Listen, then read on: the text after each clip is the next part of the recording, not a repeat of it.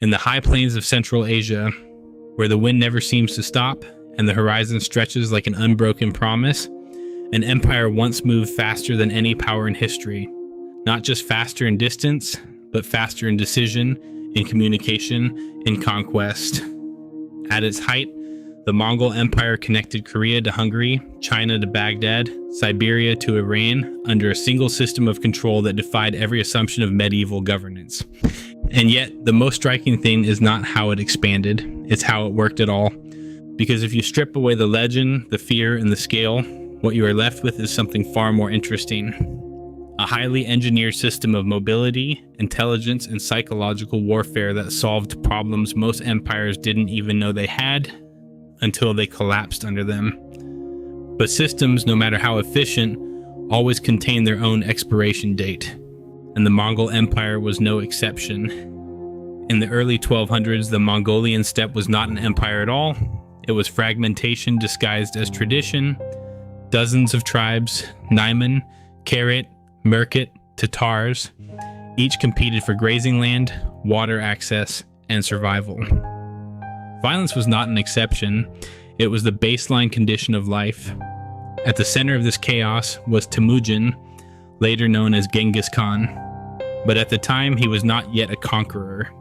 He was a survivor of betrayal, exile, and repeated near extinction. His father was poisoned. His family was abandoned by their own clan. At one point, he was enslaved by rival tribes. What matters here is not the hardship itself, but the pattern it created in him. A belief that fragmentation was the root cause of Mongol weakness. And fragmentation, by definition, is a systems problem. Around 1206, after years of alliances, betrayals, and warfare, Temujin was declared Genghis Khan, universal ruler, at a gathering known as the Kurultai. This was not just symbolic, it was structural. For the first time, the Mongol tribes were unified under a single authority, but unification was not the end goal, it was the operating system. Because Genghis Khan did something unusual for a conqueror, he did not build his empire around bloodline loyalty or aristocratic inheritance. He built it around merit, discipline, and scalability. Military leaders were promoted based on performance, not lineage. Units were reorganized into decimal structure, units of 10, 100, 1,000, and 10,000, called Arban, Zun, Mingan, and Tumen.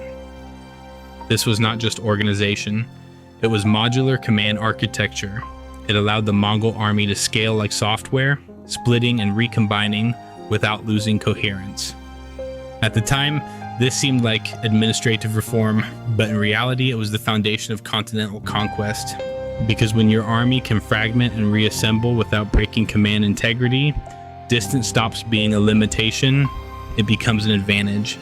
The first major test of this system came in the conquest of the Jin dynasty in northern China beginning around 1211. The Jin were not weak. They controlled fortified cities, massive walls, and one of the most sophisticated bureaucracies in Asia. Traditional siege warfare would have taken decades. The Mongols refused to play that game. Instead, they turned warfare into logistics. They used speed to isolate cities. They cut supply lines instead of assaulting walls. They integrated engineers from conquered peoples, especially Chinese and Khitan specialists, to build siege weapons the Mongols did not originally possess. In other words, they did not innovate in isolation. They absorbed innovation as a function of conquest. What mattered here was not brute strength, but adaptive integration. Every new conquest increased their capability rather than stretching their resources thin. This is a critical systems insight. Most empires weaken as they expand because complexity outpaces control. The Mongols temporarily inverted this relationship. But the real transformation of Mongol warfare came during the Khwarezm campaign between 1219 and 1221. The Khwarezm Empire, located in Central Asia across modern Iran, Uzbekistan, and Turkmenistan, was wealthy, urbanized, and heavily fortified. On paper, it should have been a difficult campaign. Instead, it collapsed with shocking speed. The trigger was diplomatic failure. Mongol envoys were killed by Khwarezm officials. Genghis Khan responded not with negotiation, but with total war. What followed was not just military invasion, but psychological system breakdown. Mongol forces divided into multiple armies, attacking simultaneously across vast distances. Cities like Bukhara, Samarkand, and Urgench were isolated and destroyed sequentially. Survivors carried stories of absolute devastation, which spread faster than any army could travel. And this is where the Mongol system revealed one of its most powerful mechanisms: information warfare. They did not just win battles, they engineered perception. Entire regions surrendered before being attacked, not because they had seen Mongol strength firsthand, but because they believed resistance guaranteed annihilation. At its core, this was a rational calculation.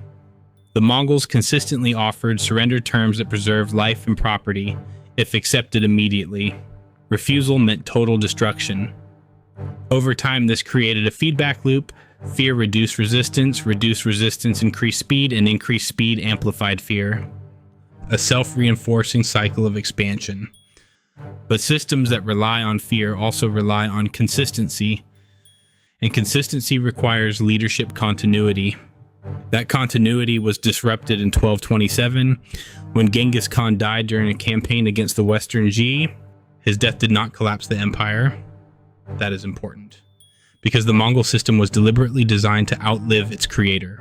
Succession passed to Ögedei Khan, his third son. Unlike many inherited empires where succession triggered fragmentation, the Mongol transition was relatively stable. Why? Because authority was not purely familial, it was institutionalized through the Kurultai system and military loyalty. Under Ögedei, expansion accelerated. And here we begin to see the empire as something more than conquest. It becomes infrastructure. The Mongols expanded westward into Europe under commanders like Subutai and Batu Khan.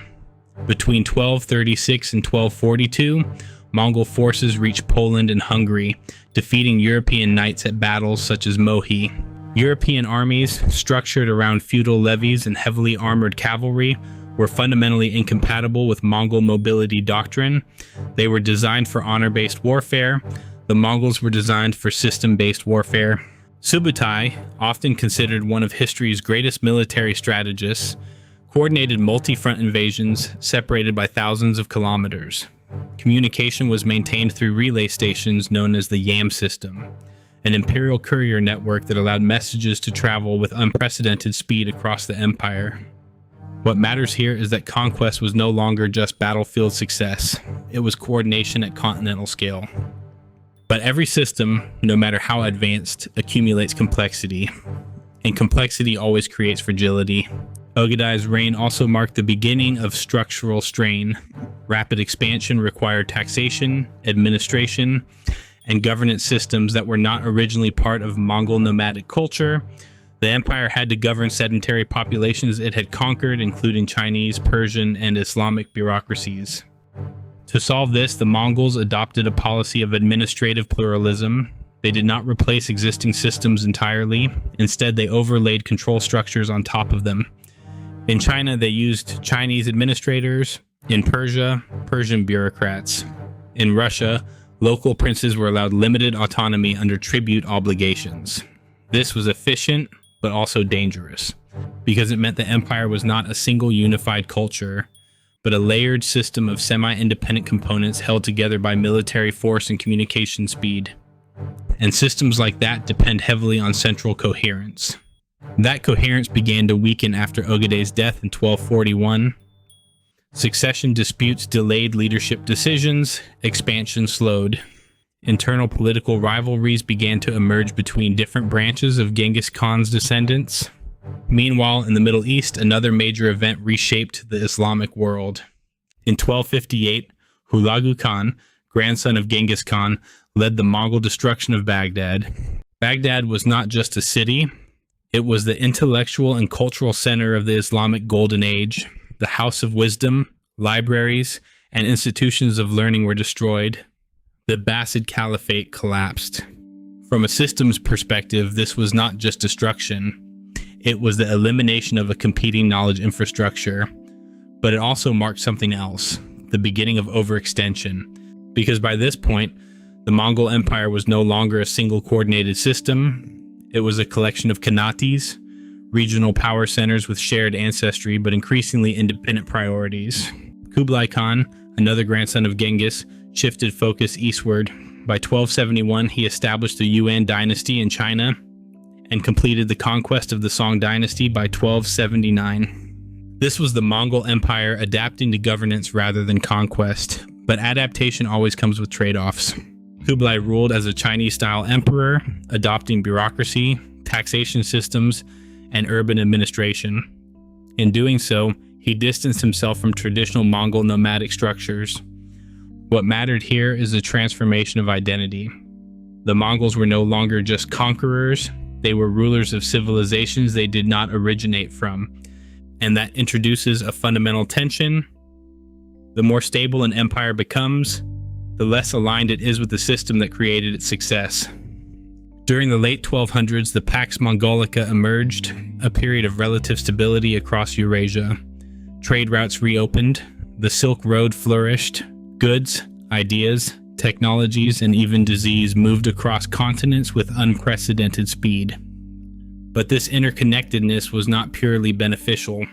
It also enabled the spread of the Black Death in the 14th century, which would later devastate populations across Europe and Asia. Even prosperity in this system had unintended consequences. By the early 1300s, fragmentation became unavoidable. The Mongol Empire split into multiple khanates: the Yuan dynasty in China, the Ilkhanate in Persia, the Golden Horde in Russia, and the Chagatai Khanate in Central Asia. Each operated independently. Alliances formed between some khanates and external powers. Internal conflicts increased, trade networks remained, but political unity dissolved. The system had reached its scaling limit, and this is a critical point. The Mongol Empire did not collapse because it was defeated externally. It collapsed because its internal architecture was designed for expansion, not long-term cohesion. Speed had been its greatest advantage, but speed without structural consolidation leads to fragmentation under its own weight. By 1368, the Yuan dynasty was overthrown in China by the Ming dynasty. This marked the symbolic end of unified Mongol rule in East Asia.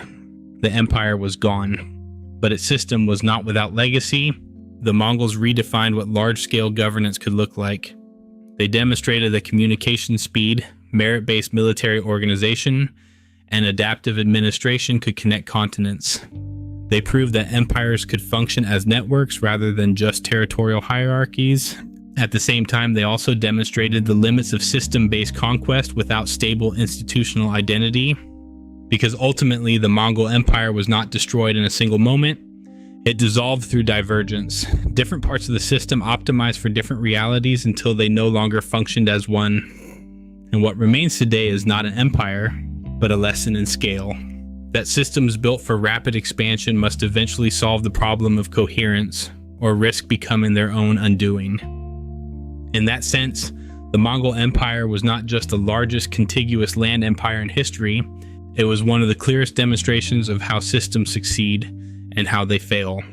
Not through sudden collapse, but through the slow, inevitable drift of parts that no longer move in the same direction. And once that drift begins, even the fastest empire in history cannot outrun itself.